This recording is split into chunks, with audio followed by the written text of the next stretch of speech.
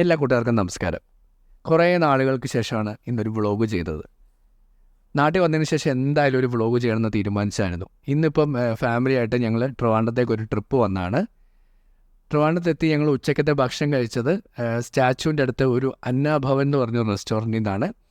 അത്യാവശ്യം കോസ്റ്റ്ലി ആണെങ്കിലും നമ്മുടെ നാടൻ കേരള സദ്യ കഴിച്ചൊരു ഫീലായിരുന്നു. 3 പായസമൊക്കെ കൂടിയ ഒരു നല്ലൊരു സദ്യ തന്നെയായിരുന്നു. അതിനുശേഷം ഞങ്ങൾ സൂ കാണാൻ പോയി.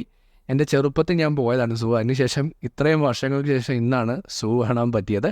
മോൾക്കൊക്കെ ഒരുപാട് ഇഷ്ടപ്പെട്ടു സൂ കണ്ടിട്ട്.